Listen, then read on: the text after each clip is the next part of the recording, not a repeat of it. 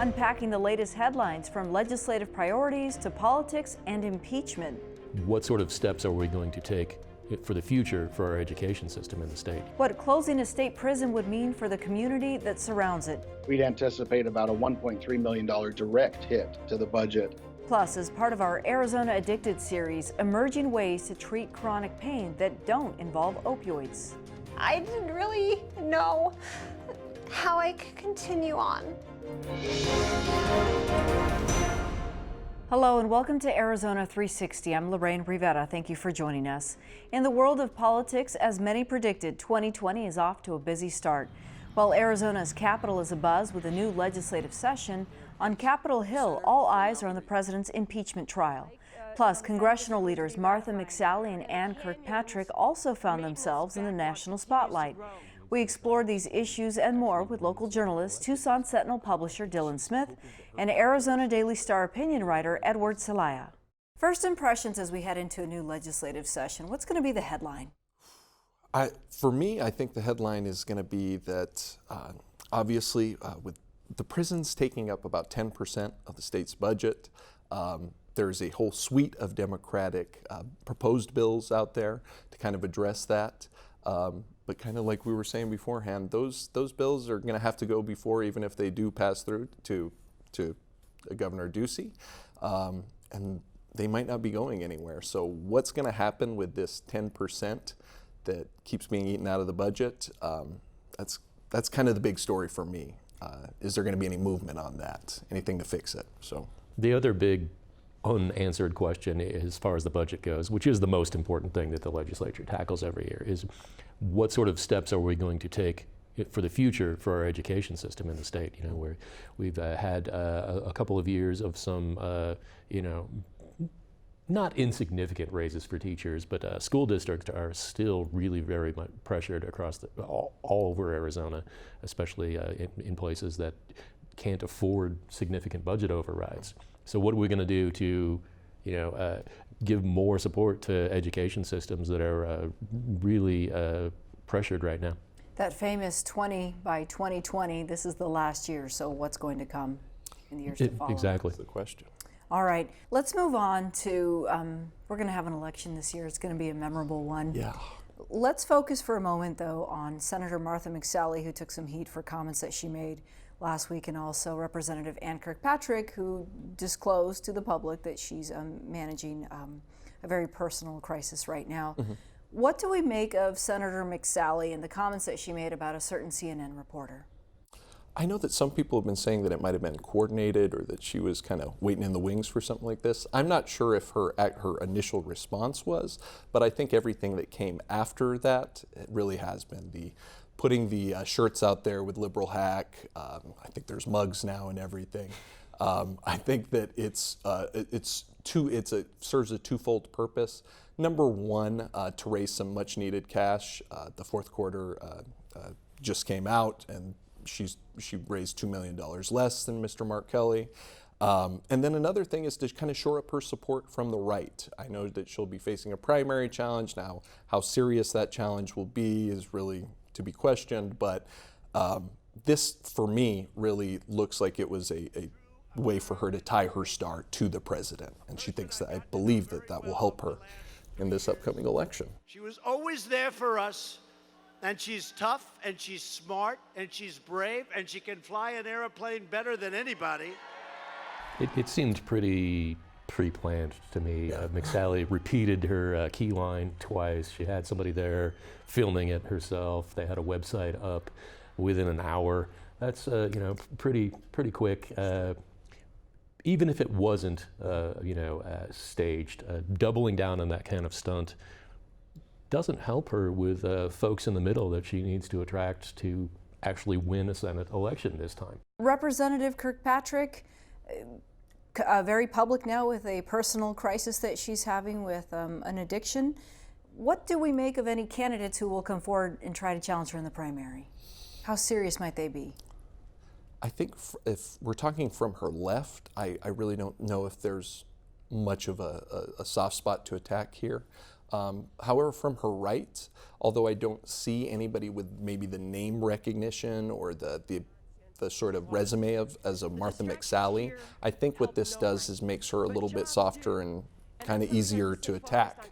Now, maybe not for the issue of what she's, going to have some help on for her alcoholism, but I think overall this goes towards speaking towards her character, and that's something that now, while it might not have been brought up before this incident, now it's something that she's opened herself up to. So.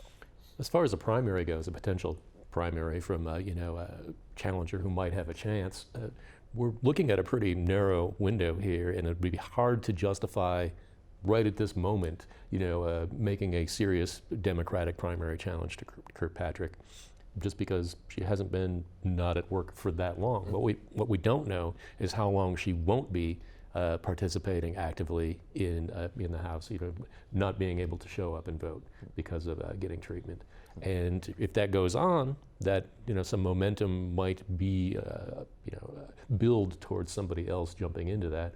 But the window to actually do that and build a credible, effective campaign is pretty short. You have to declare and find supporters and find some money and get that going in pretty short order. And if you don't do that by the middle of the spring, it's not going to happen. Under this very large political umbrella, we also have an impeachment. We have an Arizona or Representative Debbie Lesko, who was named to President Trump's impeachment team. What sort of energy and attention does that bring to Arizona, given that many people have dubbed this a battleground state?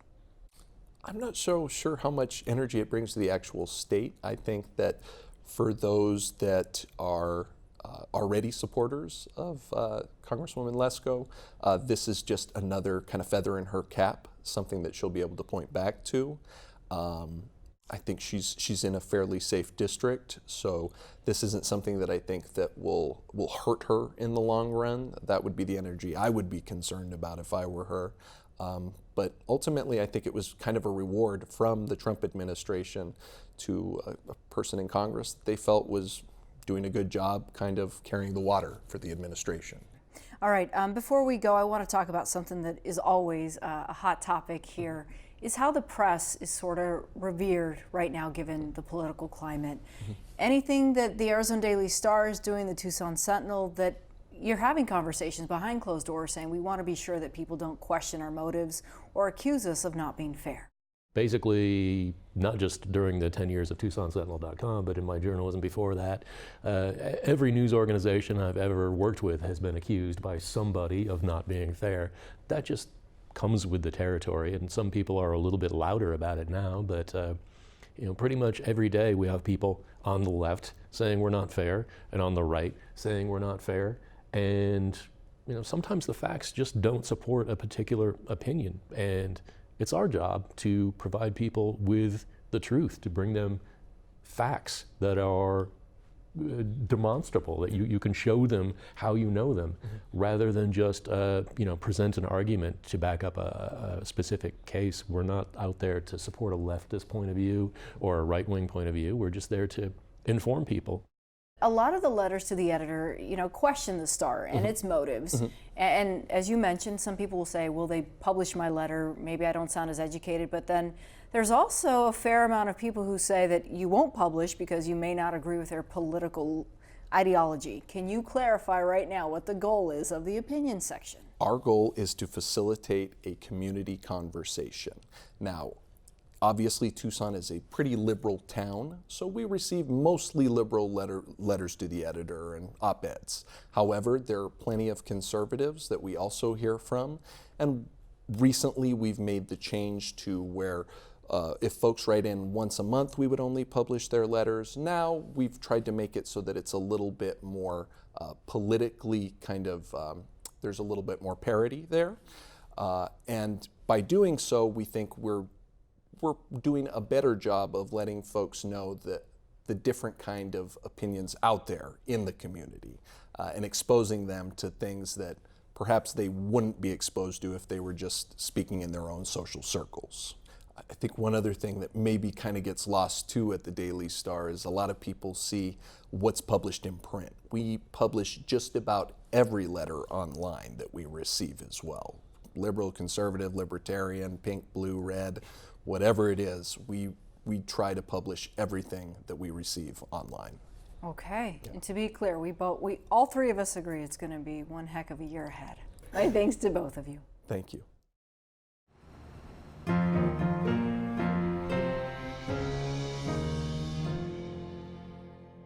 As we've discussed, Governor Doug Ducey's plan to close the Florence State Prison marks a major shift for Arizona's Department of Corrections, one that requires relocating thousands of inmates and shutting down a facility that has come to shape the town sharing its name.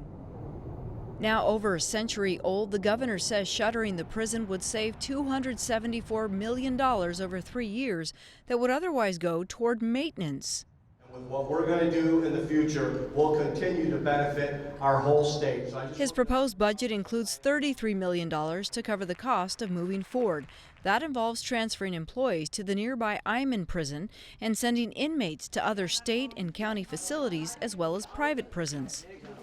A statement from the governor's office says in part that the process will take time, and over the next several months, the Department of Corrections will, quote, ensure the transition prioritizes the safety of inmates, correctional officers, and prison staff. The initial announcement came as a surprise to officials in the town of Florence, who say closing the prison will have consequences. We learn more from Public Information Officer Ben Bitter, who spoke to us via Skype. Pretty significant impacts for the town of Florence, largely because of how we fund operations in the state of Arizona, and that's by population. And so prisoners and members of university students that live in dorms are all considered group quarters residents. Group quarters residents are included within the populations of the towns where they reside. And so for us in Florence, we have about 17,000 inmates. Those inmates are part of our population. Ben, let's say the town of Florence loses some 4,000 inmates. What are the implications? We receive about $400 per person for state shared revenue. So that's money that comes from the state back to the town through the income taxes that we pay to the state. They distribute a portion of that back to the communities. And so as a portion of that, we pay for streets, we pay for police officers and firefighters, and a variety of our parks and recreation and aquatic center. Those types of services are all funded through our general fund, which would take the largest hit directly from the loss of 4,000 people. So with about a $14 million budget, we'd anticipate about a $1.3 million direct hit to the budget, which is about 10%. And so we certainly would have to tighten the belts and figure out the best way to maximize the efficiencies within our operations and do all that we can to ensure that our public is not harmed. I spoke with the governor, and the way he described it is that these inmates would likely go to counties or other facilities within the state prison system. Some people seem to think a lot of them would stay there in Pinal County. Does any of that make this right?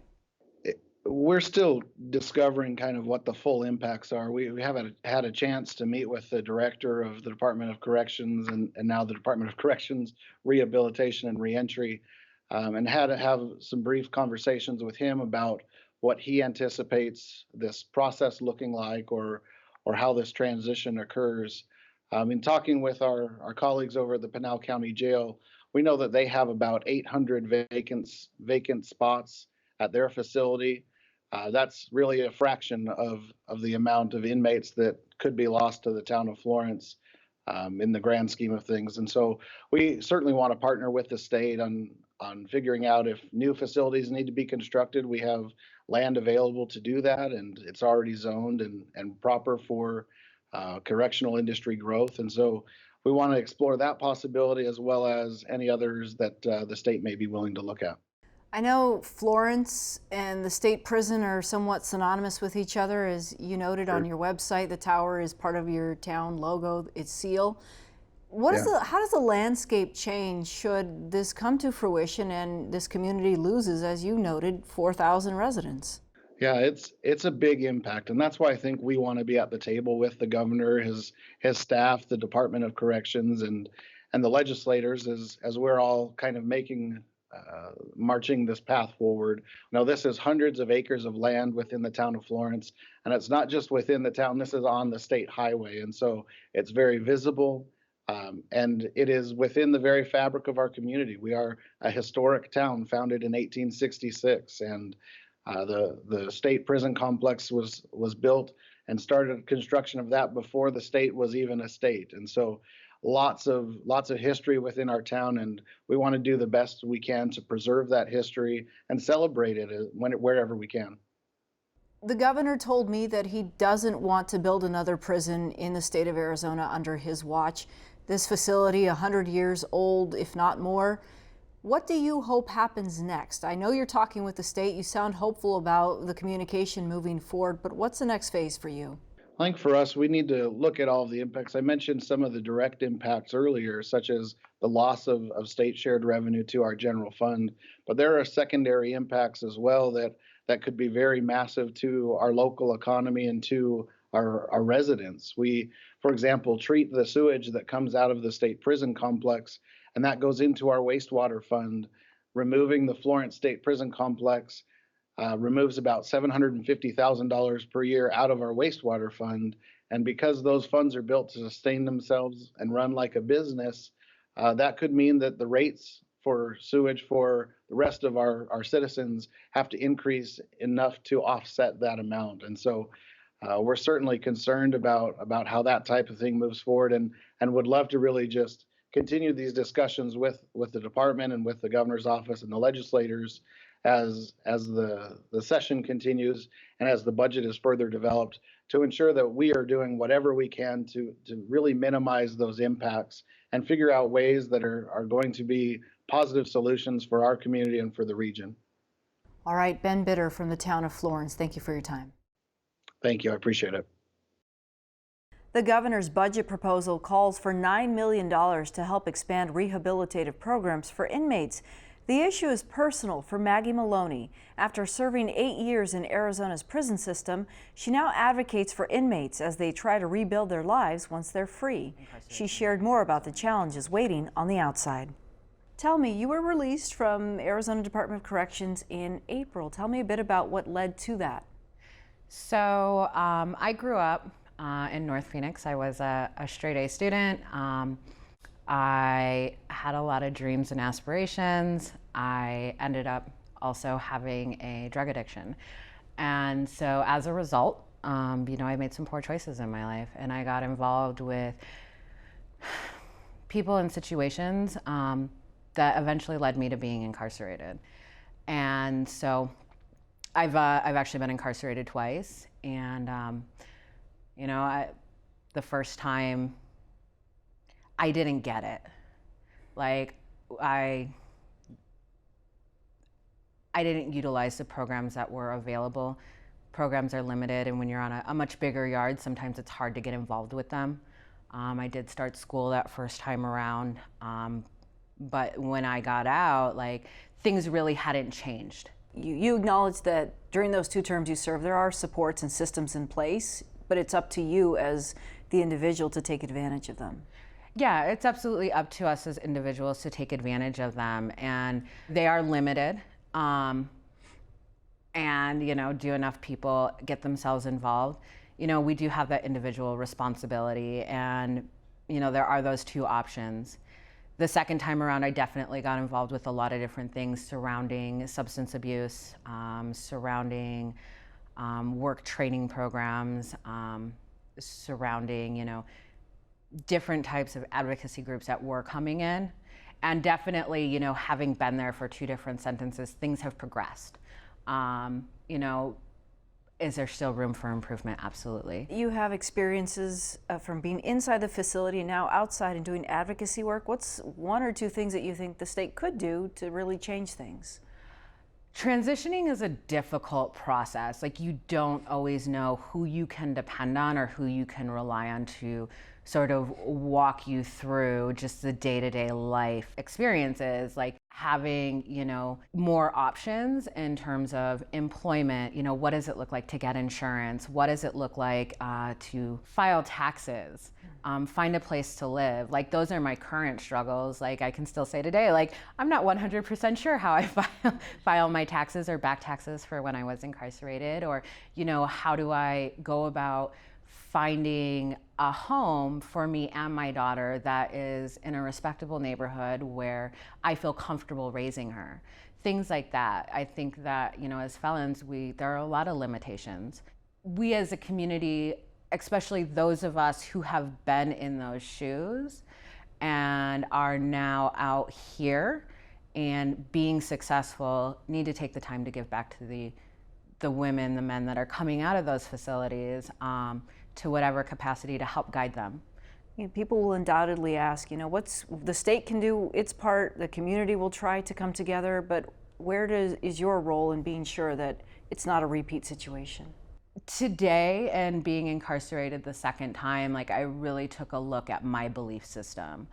I strongly believe, even in doing interviews like this and participating in some of the different advocacy things that I do, it is my responsibility as a returning citizen to be a role model for people who are coming out of the system. I just don't have a responsibility to myself. I have a responsibility to the sort of demographic that I am part of being a felon, and to say we can do this.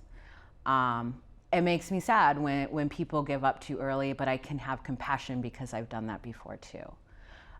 It's possible, it's not easy, and really you just have to keep putting one foot in front of the other and have some faith that eventually things will work out. You have to humble yourself in this situation. I'm not gonna get the best paying job, what I think my skill set is worth, right out the gate. I have to work, any job. I have to take what I can get, and then I have to keep moving forward and never give up. And so my advice to anyone who's coming out is there are groups out here, there are agencies that are available and willing to help. We definitely need more. We definitely need to bring awareness to what is available, because it's not always there. You don't always know where you can go and who will help, but don't give up. All right, Maggie, thank you. Thank you.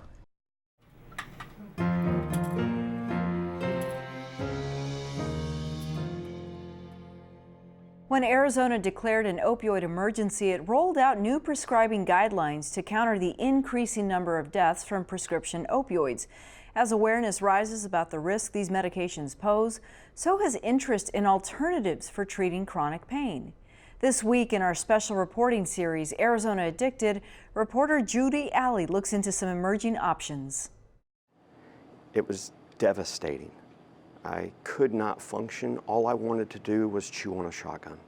It was a narcotic nightmare Joseph Ketterer says he could not wake up from. Because of my chronic pain from my exposure to my military service and also my commercial diving time, it had caused me to need a very high dose of tramadol, Flexeril, and a few other medicines that had caused me to go into a state that was spiraling downward very quickly. Ketterer says the opioids caused him to gain about 70 pounds, and his behavior started to change for the worse. He says his extreme highs and lows caused his marriage to collapse. That's when he decided to kick the opioids and try something new. When I first started applying CBD topically, I was on 7 different pharmaceutical medications. I don't take any pharmaceutical medications today, and that was 6 years ago. That's how long it's taken for my system to repair itself. Ketterer credits CBD, or cannabidiol, for his miraculous recovery. CBD is the second most prevalent active ingredient in cannabis, or marijuana, and is said to inhibit inflammatory and neuropathic pain without the high and other side effects of opioids. There are a lot of data that says that CBD has great pain relieving qualities. I'm a big fan of the topical CBD creams. Dr. Eric Cornides of the Pain Institute of Southern Arizona has met with many patients looking for alternatives to opioids. Some patients are not so much physically depending on these medications, but they're psychologically dependent, right? It's more like a crutch. It's more like this is what I need in order for me to survive. Dr. Cornides says in addition to CBD, he's seen some exciting new developments over the last 5 years, including a new medication called ATA 121, which is about to hit the market.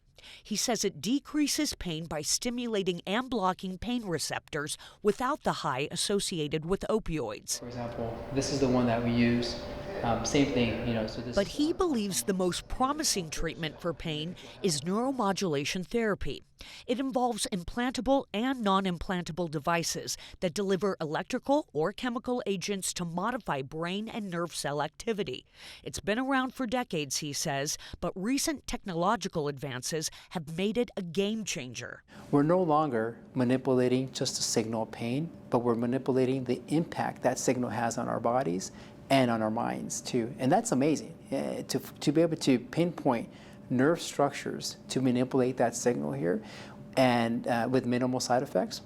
The nerve stimulator has completely changed my life. For years, Monica Ibarra suffered from debilitating chronic back pain. I was at the point where I get emotional. I didn't really know how I could continue on. I was in so much pain. I couldn't sleep. I couldn't even rest on the couch. She tried opioids, which made her sick. She tried steroid and cortisone shots, which had some limited results. Running out of hope, she finally decided to try neuromodulation therapy, and it was successful. I really liked to work out. I was a big aerobics person, 1980s style, the leg warmers and all, but never thought I could do that again. And so now I'm back on the treadmill and I'm actually running, and I never thought I could run again. She also says platelet-rich plasma therapy has helped with her muscular pain. And while many of these new methods are providing encouraging results and are helping people like Joseph Ketterer wake up from the debilitating daze brought on by opioids, I'm ready for active duty service again, if it's so needed.